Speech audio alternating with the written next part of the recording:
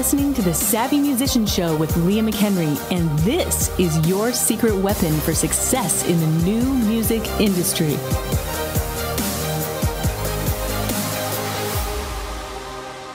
Welcome to the Savvy Musician Show, the podcast for music marketing. This is CJ Ortiz. I'm the branding and mindset coach here at the Savvy Musician Academy, and I'm joined once again by Her Eminence, Leah McHenry. So good to see you. There you are. Here I am. Nice to see you too. Love to pick your brain, Miss Lady, and great receptions we're getting out there. I keep hearing good things from people about how well the podcast is going over. And in light of that, to the listener, I say, leave us a review. That's something that I cannot emphasize enough. If you really want to help give back to this podcast, if you're getting value out of it, if you feel like it's really helping you with your music marketing, then do us a favor and go and leave a thoughtful comment. We will read every single one of them in our staff meetings, and leave us as many stars as you can if they give that on your particular podcast player. But we live on those reviews because it's the one feedback we get. As I often say on my end of things, in my motivational side, I'll say, how do you motivate a motivator? You have to tell him or her how much they motivate you. So if you want to motivate me, you got to tell me how much I motivate you. So if you're getting value out of this, please go and leave a review. We can't wait to read those. You love those, don't you, Leah? I do. They really mean a lot, and it gives me a lot of feedback to know if this content is even valuable. Yeah. We don't really have to be doing this, you know? That's right. But we enjoy this, guys, and thank you so much again for all of your support. I want to share something with all of you in the student spotlight. Lorena Dale, who's one of our elite students, had a win, and she writes, have just listed my first ever like ad, and in less than a day have almost 1,000 new likes. I'm still pinching myself that this even works. Excited to watch the rest of the week play out. Now to keep my new fans engaged. Sounds like she also understands what she needs to do. That's right. Yeah. And she's using a specific technique that we only reserve now for advanced students, because I found that even though it's a fairly simple process, most people don't follow instructions. So we have to leave the more advanced techniques to the more advanced students who will follow instructions. And that's how they're going to get the good results like this. Well, good for you, Lorena. And we look forward to seeing and hearing more about your success. Well, the folks may hear this a little later before year end, but when we're recording this, we still have some ample time here for one of the busiest times of the year, holiday sales, which especially here in the U.S. is governed by the Thanksgiving holiday, Black Friday and Cyber Mondays and all that kind of stuff. We just call it holiday sales because it's kind of covers all of it. But Leah, you are notorious, and I have seen what you do in the background. You are notorious for plotting and planning for absolute domination when it comes to selling during the holiday season. So how can our listeners get ready for holiday sales? Yeah, there's a lot to say on this. And actually, I have also a free download for you guys if you really want to get ahead of your planning. But it's going to be really useful because I've spent a lot of time doing this several years now. And like last year alone, just keep in mind, for those of you who don't know my story, or even if you've heard it 100 times, it's important to keep things in context. I'm a non-touring artist. I'm a recording artist for now. I have kind of an odd niche, and I've built my entire fan base, everything I'm doing online using strictly online digital marketing techniques. That's all I've got. And so like last year, I made an extra $33,000 just from Black Friday sales and just little holiday promos. And the majority of that came from email. So that's pretty significant. For some people, that's a year's worth of salary. And I did that in a short amount of time just from these sorts of sales. So I think it's important to know and understand how significant this part of the year is. and understand the types of things you should be thinking about when planning. Now, ideally, you would start planning your end of year sales in August and September. Really? And that early? Yes. Any major and minor brands and companies normally start planning the fourth quarter of the year, the quarter before. And the reason is because if you're doing it properly and correctly, you need that amount of time to get your act together, because there's so many different assets involved. It's not just like sending one random email. I've done that in the past where I was like, oh, tomorrow's Black Friday. I guess I should send an email. I've done that. Trust me.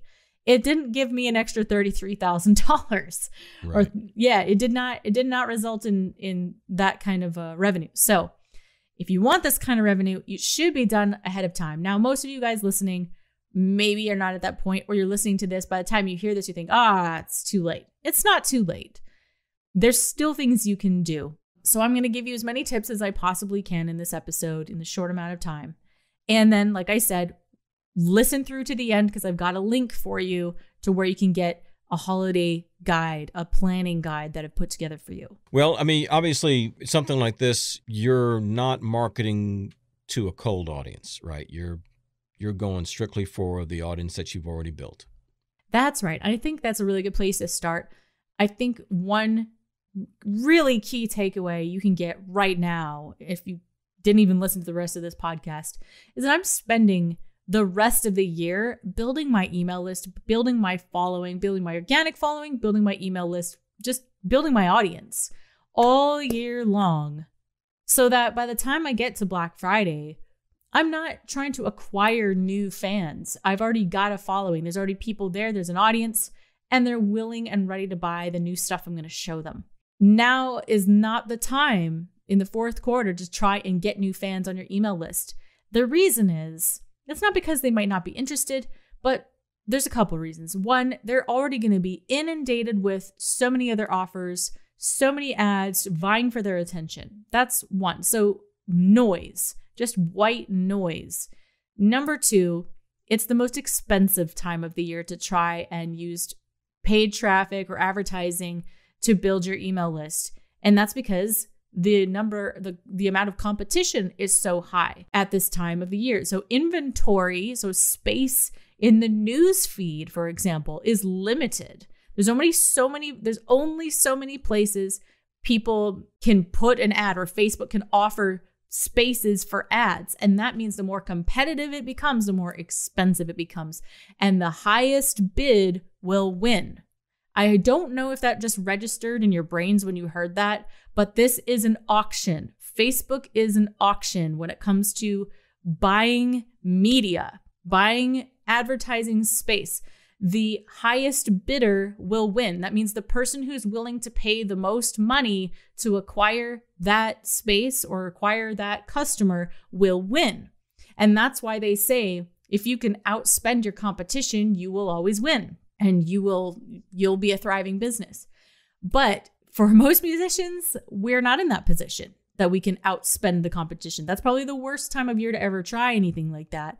So even big brands that I know and follow, most of them are not trying to acquire cold traffic. They're not trying to build their email list and get new people who've never heard of them.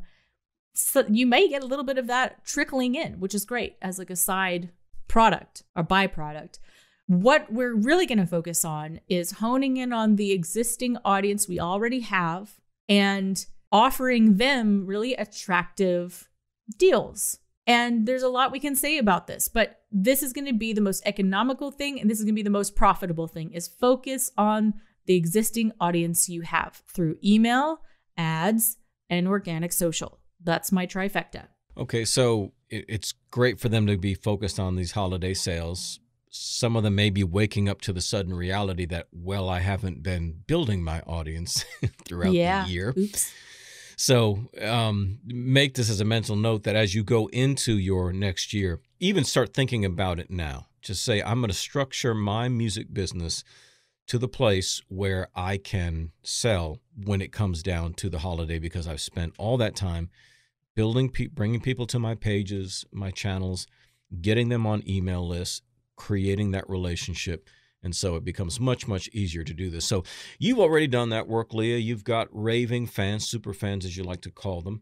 And now we just been covering in the last few episodes on the podcast about your crowdfunding. You've been doing pre-launches. You've been doing album launches. Now you're going to hit them with holiday sales. That's a lot.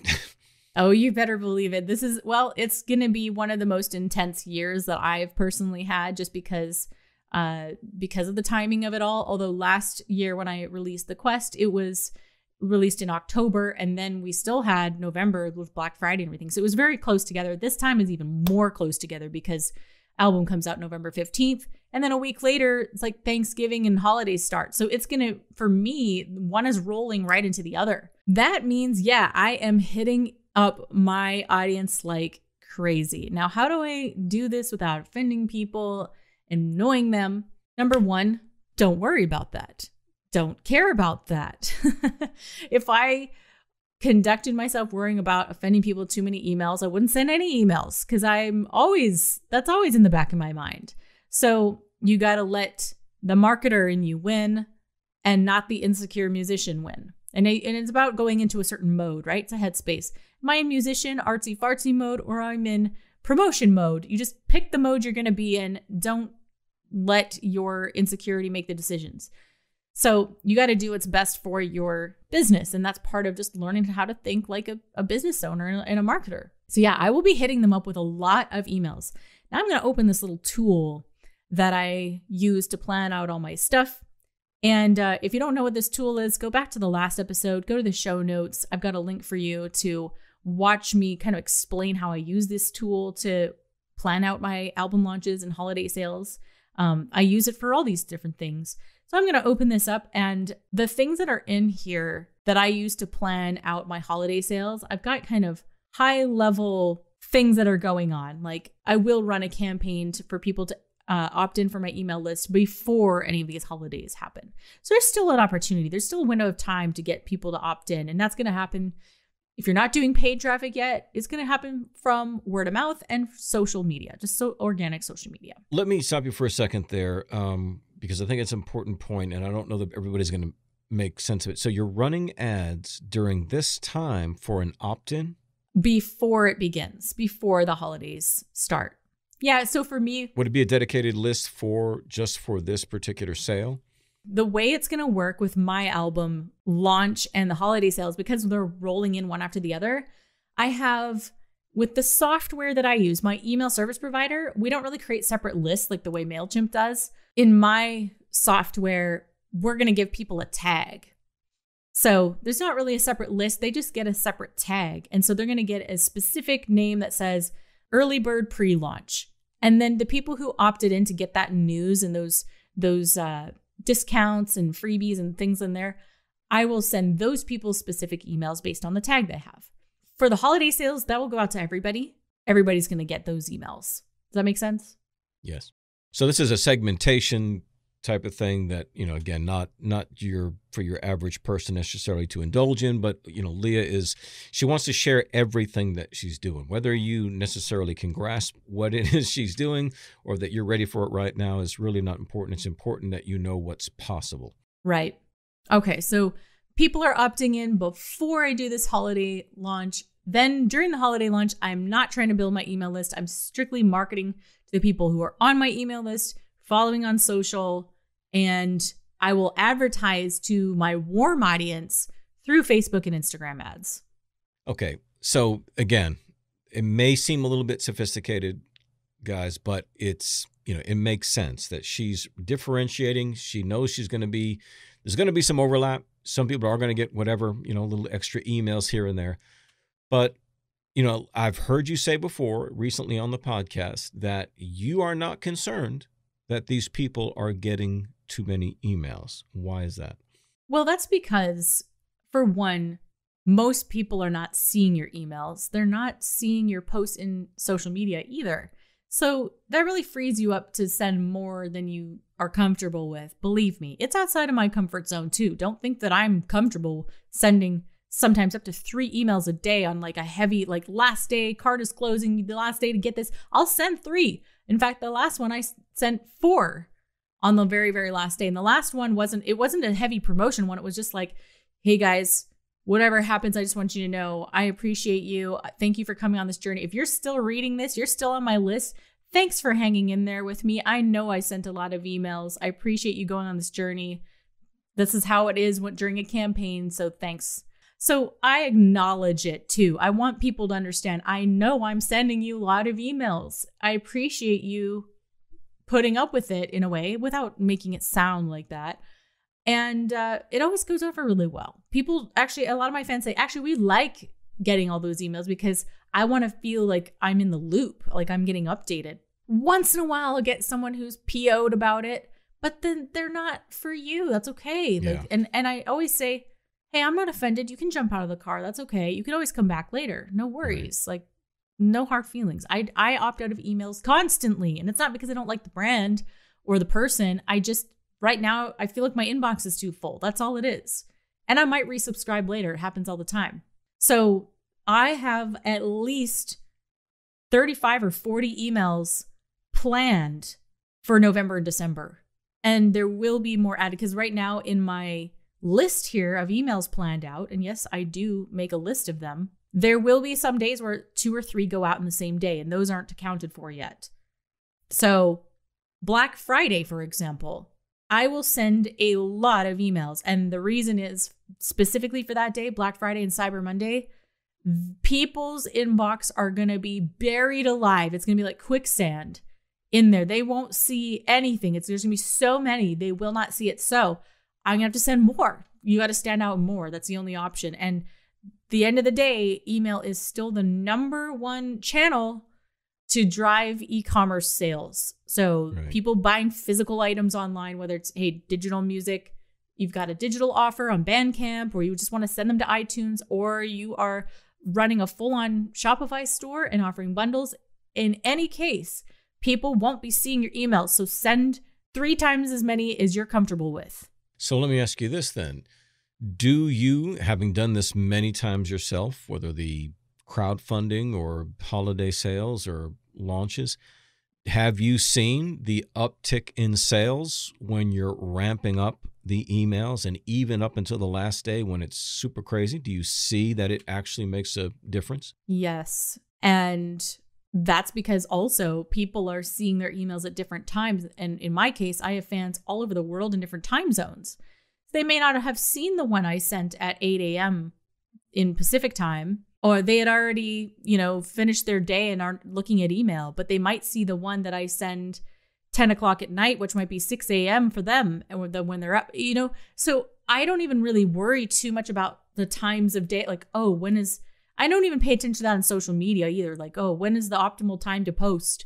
I don't know. There's people all over the world awake right now. Like, who cares? Bottom line is post frequently and often. Same with email. Send messages frequently and often and at different times and test them out. So I'm sending a lot. Let me ask you this. So how do you, because I know, and we can't get into it necessarily here, but the way you handle a lot of your sales and merchandise fulfillment and stuff is through services where you're not having to touch inventory, they're taking care of it. But I know that takes more time. It's one thing if I have a bunch of product here in my house, I can ship it overnight. I can get it ready really quick. So your service providers who are taking care of your merchandise and accessory and things, they're getting inundated end of year with all people just like us.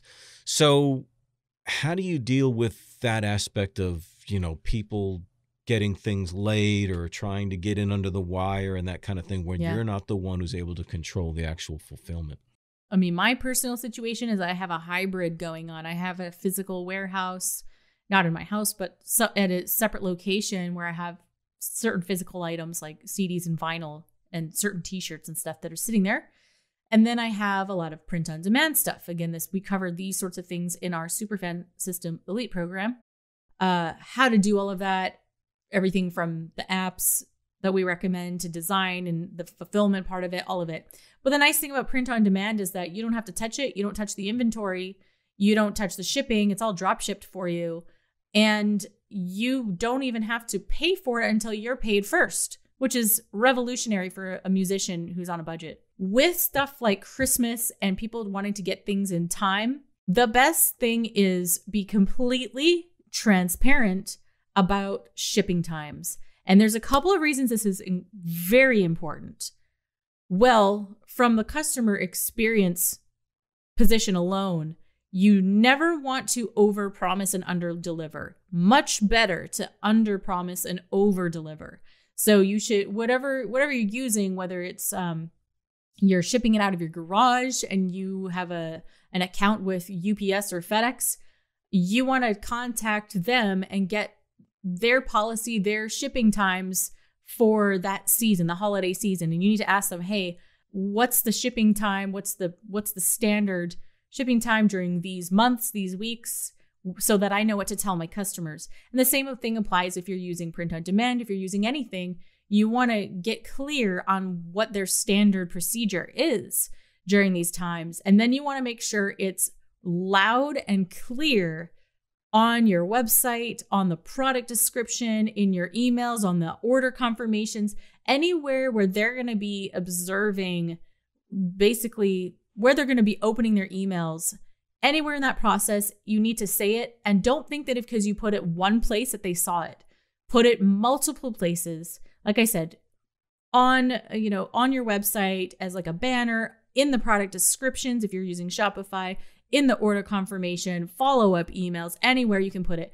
The more transparent and more times you see this, the better you can set the expectation, the happier your customer will be and want to come back and buy from you again. The worst thing you can do is promise that it'll get there in time for Christmas and then it doesn't. They will be upset. Even if they like the product, they're going to be really upset. So be super transparent about these things. The other really important reason, and I'm speaking to my elite students right now, that you want to be so transparent about your shipping times is because Facebook is now surveying your customers. If you run an e-commerce store or you sell products through Facebook, after a certain period of time, Facebook is going to send a survey to your customer, because they track all of this stuff, in their newsfeed. And they're going to ask for their feedback. And one of the things they're going to be asking about was like quality of the product. Hey, was it what you expected? How long did shipping take? Was that what you expected? And they're going to survey them. And you will get a score based on this. This is brand new. You will get a score based on this. And if it goes under a certain number, under a 2, I think you get a scale of 1 to 5. If you're a 2 or under, I think a 2 is like the line of being satisfactory. If you are under a 2, you can actually get penalized. Your accounts can be shut down. They can suspend you, all kinds of things. And the reason Facebook is doing this, by the way, don't demonize Facebook. Their job is to provide their customers, their users, the best experience. And if people are on their platform and purchasing items and then having a negative experience, Facebook doesn't want to associate with negative experiences. They want people to only have positive experiences. So you as an advertiser are on their platform and you are now providing a negative experience for their customer, their users, they want to penalize you. And the whole goal is to get your act together so that it's a positive experience for everybody. That's why they're doing it. So don't freak out about it. I checked my score. I have a 4.8. So that's next to perfect. I'm really happy about that. You never know what people are going to say, right? So that's really good. That's why this stuff matters. So just be transparent. Be honest. If you don't set the expectation, that's where the danger is. Don't worry about, it could take up to 14 days or whatever. That's fine as long as they know that. Then you've set the expectation. Very good. Well, guys, I mean, this is a lot. I know it's a lot, but the basics are, the foresight to know that ahead of time, knowing what your goals are, knowing what you're targeting, who you're targeting, and then planning out your particular communication with your audience. Now, Leah mentioned she's got a ton of emails that she's going to be sending out. You got to know your audience, but like she said, your audience is not seeing every email. They're not seeing every social media post. So don't err on the side of caution. It's better, especially if they're super fans, they're going to understand. As she mentioned earlier, she's putting in her emails. Hey, I know you've gotten a lot of emails. I know, you've heard from me quite a bit, but thank you for standing with me. Make them participants, partners with you in the success of what you're doing, because that's what makes them super fans. They believe they are supporters of your particular vision. Leah, you mentioned you wanted to share something with them today. That's right. So there's a lot more to say about this whole holiday planning stuff. So I have a download for you. If you go to savvymusicianacademy.com/holiday-guide. I know that's a mouthful, but it's in the show notes. So go ahead, go to the show notes, click on that link, and you will download a PDF made by me to help you plan your holidays. And even if this feels last minute for you, there's still stuff you can do. Do it now and then prepare for next year.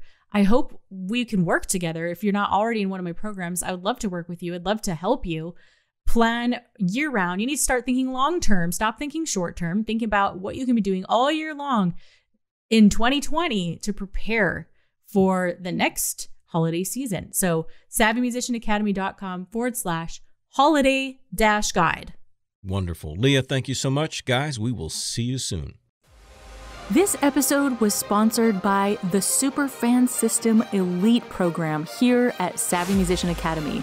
If you are looking to scale your existing music business and you're looking to get into advanced digital marketing, such as email marketing, funnels, e-commerce, Facebook ads, and more, and you're looking to build a real profitable online music business, book a call with our team at www.callsma.com. We would love to speak with you for about 30 minutes and see how we can help you. Don't forget to subscribe to this podcast for more episodes, and we'll see you next time.